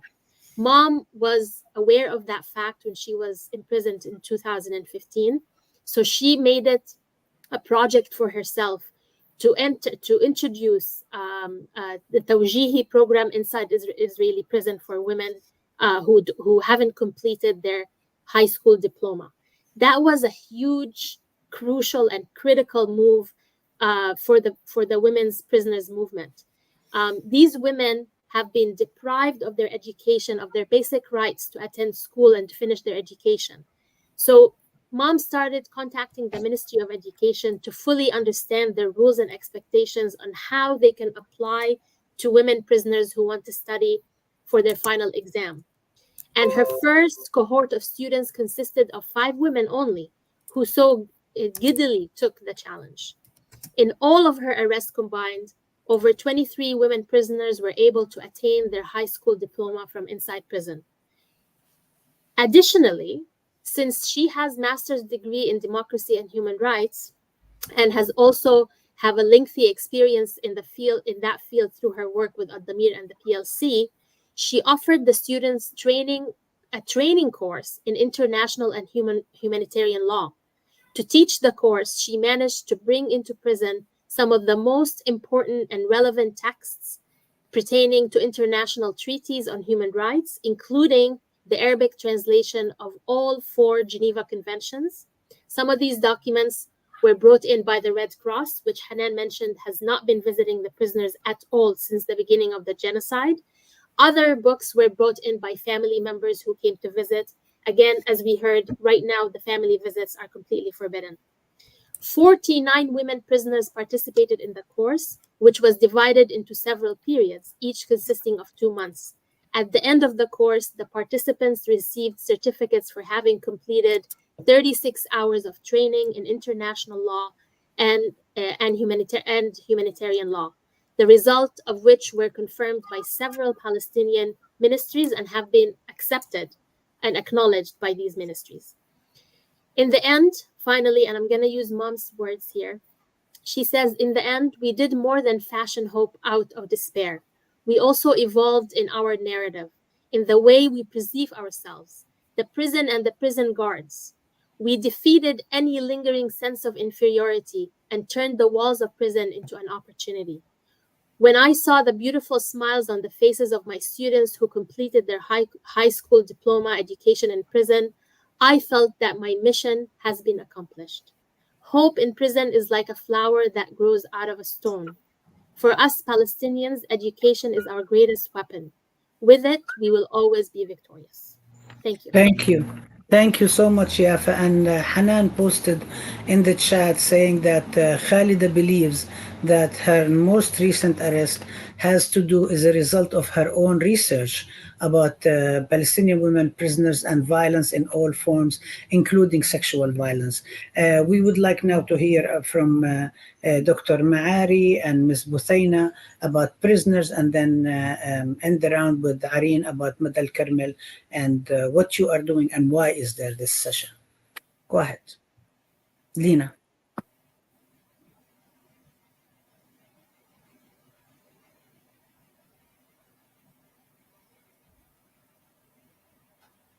You're muted. Lina, you're muted. I'm saying it's the irony also of the situation and the continuous arrest of Palestinians, including Palestinian women, that even us who are interested in high-end lawyers cannot follow up, because after the 3 female prisoners Hanan talked about, there was another 3 female prisoners, and currently there's 59 female prisoners in prisons currently. But also I think that amidst the current reality and the brutal and barbaric means of torture employed against Palestinian female and male prisoners, and specifically the resort to sexual means of torture, including rape and naking of Palestinian men and women, I think here Sumud becomes one of the means for the confrontation. And it's not just to underestimate the pain and of the Palestinian political prisoners, but it's also for the colonized. Resistance becomes the only option to survive. And that's why I think that drawing on some of my research on Sumud, Sumud becomes a way to confront and resist and survive these very harsh and vicious conditions. I'll talk just about some very briefly about some dimensions of Sumud as it came through my research. Sumud relates to the arrest and interrogation as a space for continuing the struggle rather than ending it. And Sumud engages in the invention, the continuous invention of strategies to practice Sumud. And these include the constant regeneration of affective collective relations to others. But what's important now also is that Sumud involves the undoing of colonial fear. The colonial fear that colonizers employ widely recently. And in the context of harsh colonial order, undoing fear involve re-establishing a new relationship with death, an event that is prevalent in the lives of Palestinians under these colonial conditions, and specifically during the genocidal war in particular. So in the lived experiences of Palestinians in Sumud, both pain and death are not just forms that motivate action, but they are themselves actions. Pain as well as death are constructed as relational formation through the cultivation of Sumud, and death become part of the subjectivity and politics of Sumud. And finally, I just want to say that while the interrogators deploy sexuality and gender conceptions in their interrogation techniques in order to subjugate and break the will of Palestinian strugglers, Palestinian strugglers had resisted and resignified these techniques through their enactment of Sumud. So through the praxis of Sumud, Palestinian female and male strugglers opens up the possibility to destabilize the significations of the sexed body and to subvert women's daily life routines and social customs that establish women bodies and sexualities in a fixed manner. I'll stop here to give opportunity to others too. Thank you so much, Lina. Buthaina, can you please talk about the specific question around the whole question of imprisonment of people in Gaza and the treatment and so on, if you can? Yeah, sure. Thank you. I will talk about the prisoner in Gaza from different angle, because my colleagues explain everything about this subject. I just want to confront the narrative of the Israeli in the media that they just arrested the military in Gaza or the resistance fighter, which absolutely not true. Because if we start off from the beginning, the Israeli occupying state already take 2,300,000 person in Gaza in prison. The Gaza Strip is very well known as the hugest and biggest prison in the world, since Israel besieged Gaza 17 years ago. And actually they control all the borders and control the land and the sea. Actually many people in Gaza died, because many people who are patients died because they cannot travel outside Gaza to take their medicine, or some students, they lost their study opportunity abroad because there is a siege against Gaza. So Israel already took the people there as a prisoner. Second, we can see that as an indicator that Israel all the time they think the role or the goal of this war is to whip Hamas, which is why, if that's true, why there is 30,000 people killed until now. 70% from them are women and children. It's give us an indicator that it's not true what Israel saying about they are just taking prisoners, the militants.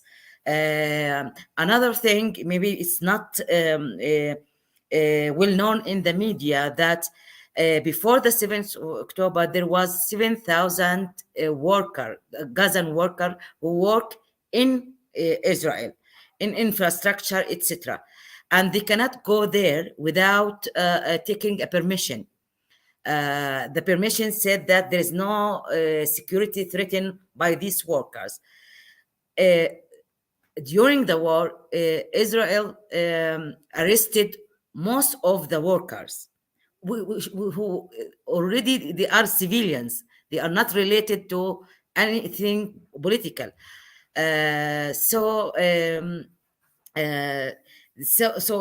that's why it's what's repeated in the media, that they are not targeting the civilians, etc. It's totally untrue. And at the end, there was a lot of videos and photos taken by journalists or even by Israeli soldier and posted on the social media platforms, showing arrested people from Gaza, among them children, among them elder people, and also women. So at the end, it's not at all true what's they claim, what is the Israeli occupation claim about the prisoners. Thank you. Thank you so much, Ms. Buthaina. Dr. Hawari, can you tell us about what Mada al-Carmel a little bit? What do you do? And just remind the audience with us that this is a project that is actually intellectual, pedagogical, and activist. We don't separate any of them. So this is why. And why we have so many speakers is because we really wanted to make sure that all areas of Palestine are represented. We don't want to only focus on one or the other, but we will be doing a lot more events coming up about prisoners, about women, about starvation, about human rights. So just bear with us. So go ahead, Dr. Aril. Yes, thank you, Dr. Rabab. Like just to talk about our geographies, I'm from Nazareth, and Mada al-Carmel is located in Haifa. Mada al-Carmel is a project of academic resistance. Let's say we are in academic way and in a political way. We are resisting the hegemonic discourses about the Palestinians. Palestinians in the Green Line and in the Green Line, and about Palestinians and Palestine in general in the Israeli universities.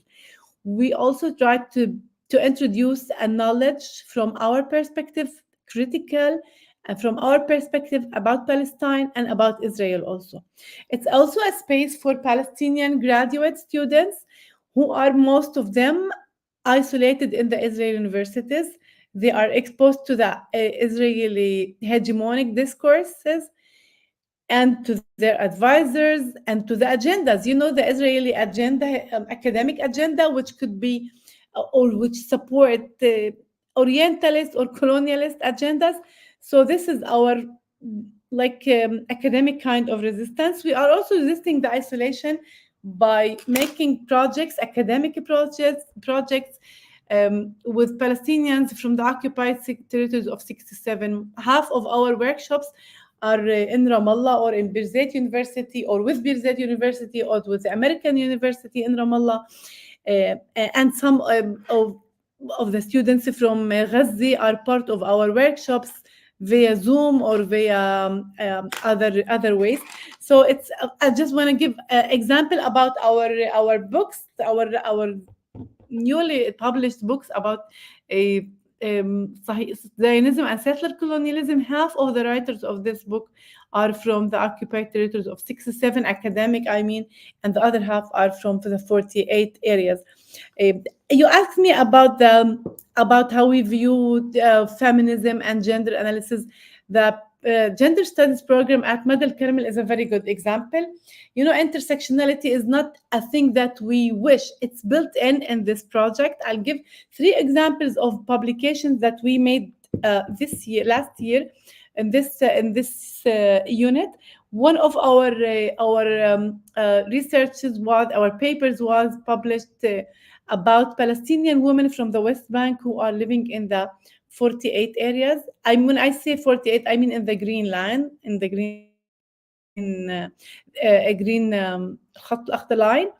The other, and the way they are, of course, their agency, the politics, the intersection between the political situation and the class oppression, and also the patriarchy, of course, and the way they resist this.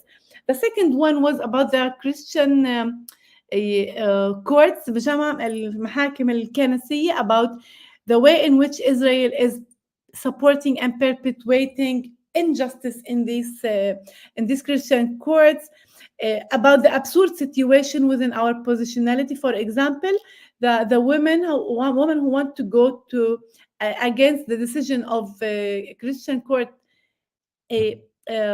for the Protestant. If she want to appeal, she must go to Lebanon, because our appeal and these courts is in Lebanon, and Lebanon is considered in the Israeli context, in the Israel as an enemy state.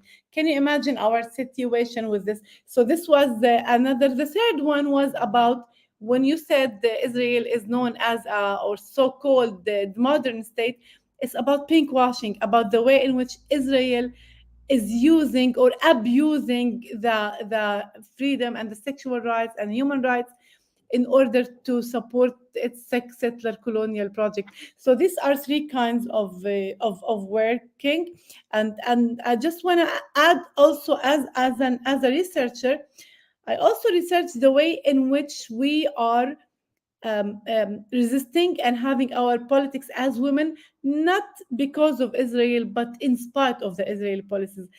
My research was about women in Islamic movement, in the Islamic movement in the Green Line. One of the Israeli feminist scholars, for example, wrote about these women, and she said that their specific a way of doing things other than the Arab women in the Islamic movement is that they are working within a democratic situation or state. My argument was that it's the only group that these women are not represented enough. Their politics are not enough strong like all the other Islamic movement in the Arab and Islamic world, because of the situation in Israel and because of the colonial situation they are living in. That's it. Thank you. Thank you so much. This was really great, all the discussion that has happened, because we are planning, as we told you, that we're planning 2 other roundtables, one about the whole question specifically around colonial feminisms, but we wanted to center first Palestinian women's experiences and so on, and do more. I want to bring in from backstage a couple of our colleagues who have been waiting patiently to introduce themselves. They will introduce themselves, say who they are, and maybe they'll have a question, and then we'll see if there are others who want to, and then we will turn it back to you. So go ahead, Mary Jo. Hi all, I'm Mary Jo, and I'm speaking to you today from Minnesota, from the ancestral homelands of the Dakota people. And I just want to thank you all for making space for us on International Women's Day, and really being together in this space in solidarity, collective love, and forms of rage in our pursuits for justice in Palestine. I'm a member of Feminist for Justice in Palestine, and I just want to acknowledge the important lessons that you've provided us on feminist anti-colonial resistance and abolitionist practice today. Thank you so much. Thank you, Mary Jo. Can you say what your department and the work that you're doing? Yeah, thank you. I teach gender and sexuality studies at a small campus in Winona, Minnesota, and I'm really grateful that my students are able to join us today too. Thank you. Thank you. Brooke? Sure. Thanks, everyone. Like I said in the chat, it's really been an honor to listen to the discussion here today, and I'm grateful for your presence.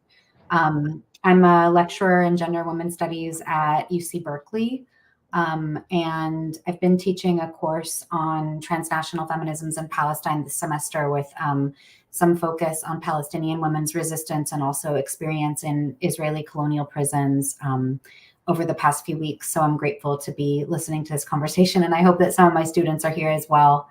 I guess maybe I can ask, because it's been such a concern to see the silence from organized feminists, I think, over the past 5 months. While I think that we've seen a lot of unorganized feminist solidarities, it's really been the Palestinian Feminist Collective, and now I think Insight Women of Color Against Violence, or Insight Feminists of Color Against Violence, has created a Pali Force, a solidarity formation. I'm a member of Feminists for Justice in Palestine, and with Dr. Abdul Hadi, and we have a relationship with other feminist collectives, but for the most part, we haven't seen a lot of feminist discourse that has been able to mobilize solidarities with the Palestinian struggle in this time. So I just wanted to hear if anybody wants to share comments on the kinds of solidarities that you would like to see, the kinds of actions as well as statements that you could imagine seeing transnationally, not just from Palestinian feminists in diaspora, but from others as well.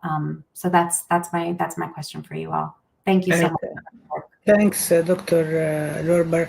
I would like to go into each. Okay. Oh yeah. So I think are there other of our folks on backstage? I know that they gave the spots to make sure that we have enough of the speakers. So we have 9 minutes left. So maybe each person can take a minute and a half to just basically respond, or actually say, what do you want?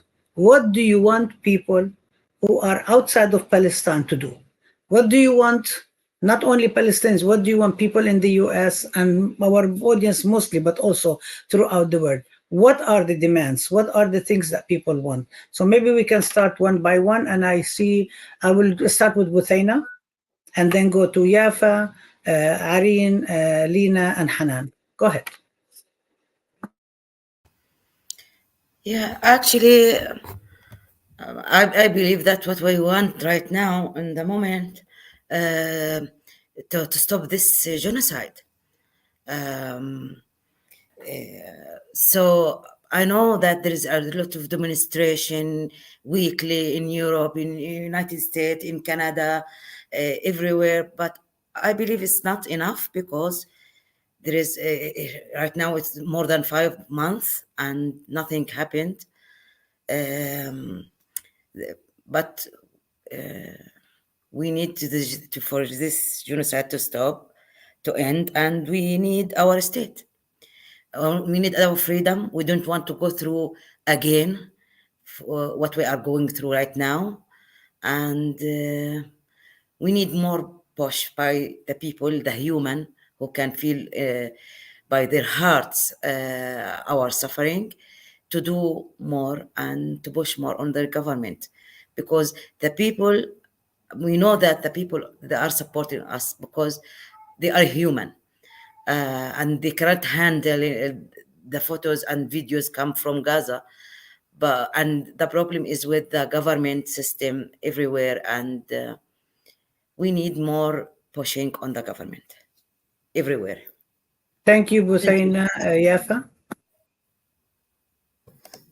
Yeah, I'll be brief just to summarize and say that, as we always say in the international contexts, besides all of the efforts that are happening, they all have to be solidarity work with Palestine has to be done from the framework, internationally, from the framework of the boycott, divestment, and sanctions movement. So intensifying the BDS movement, especially the cultural and academic boycott of Israel, because I understand that a lot of the audience is from academic institutions, and also cutting the aid, the U.S. aid it's an open kind of pipe going into Israel. Most of the weapons that are used are actually manufactured in the United States. The focus has to be on what are the local elements that are allowing the genocide to continue and the apartheid in general, right? The BDS movement didn't start with the genocide. It started in 2005, but it's more relevant than ever now in the context of the genocide. So thinking about the tools that the Palestinians have given to us to ask the international community this is how we want you to stand in solidarity with Palestine. So BDS and cutting the aid to Israel. Thank you, Yafa. Areen? Sorry. Thank you. First, I just wanted to tell you, Yafa, I know we visited your mother after she left the prison when your sister was died, and we saw you. We were in a short visit to Palestine. We went. We couldn't know how to enter the house, but we left with a lot of energies, a lot of love, a lot of power.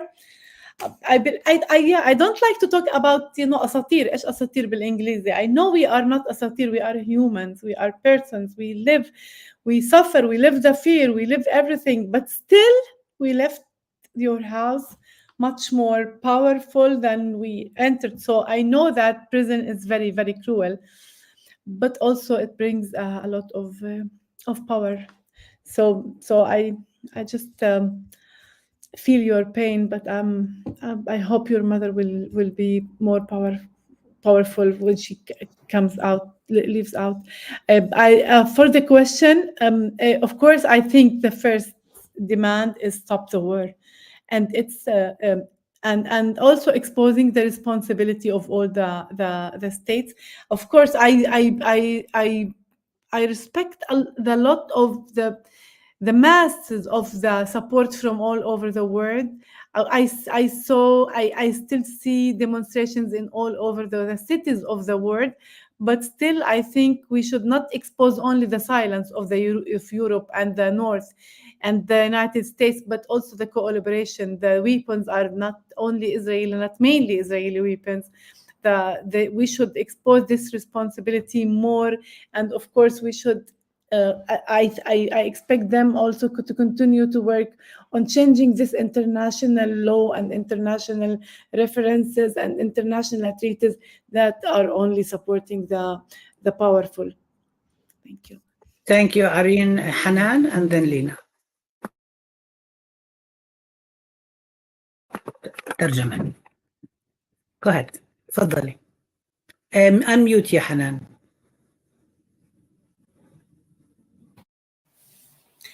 أنا كمان إنه إيقاف الحرب بشكل فوري، إرسال لجنة تحقيق دوليين ومراقبين أيضا للسجون. Okay.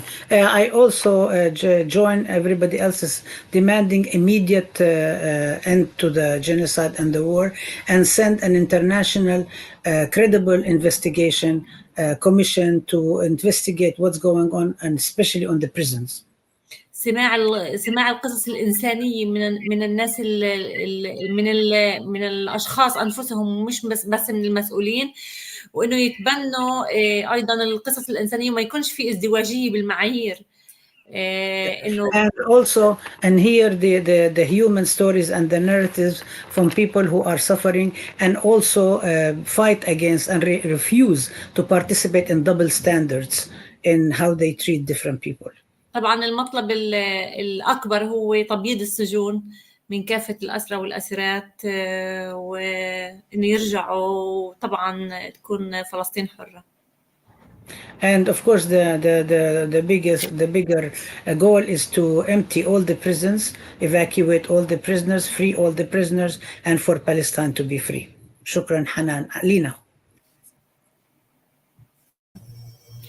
Well, I think that maybe to think of Palestine is just a case of how the power of racism, colonialism, imperialism work. So if we want to think of a kind of solidarity with the Palestinians, this solidarity also first need to come from also connecting all these struggles also to local spaces where other women and feminists are. And here, thinking about, I don't think that the Zionist settler colonialism and its atrocities and genocidal war can continue now without the backing of the American and European regimes. They are complicit and partners in this genocide. So I think that one part of this kind of solidarity would be to struggle against the regimes that enable this genocidal war. Thank you. Thank you, first of all, to all our amazing, incredible speakers who participated and shared a piece of yourself and a piece of your feelings and a piece of your analysis and knowledge, and engage and raise a lot of important issues. Secondly, I want to thank our audience that came and participated. I want to thank Nabil, who has Nabil, who has been actually correcting. He corrected me and said, when Hanan said it's three times, not three days. Thank you for doing that. This is really important and very constructive criticism to actually engage in that, and that's what we should be doing. Thank you to the team who made this possible from various organizing. Thank you for Laith and Lean in particular, who have been managing the tech all this time. And thank you to everybody who is actually struggling day in and day out to make sure that the genocide ends yesterday, before tomorrow, and that Palestine will be free and end the complicity of everybody. And we will be in touch with all of you for the future one. For now, the hope continues, the struggle continues, and our quest for freedom continues, and we will not give up. Thank you so much, and good night. Thank you all. Thank you for the organization. Thank you, Rabab.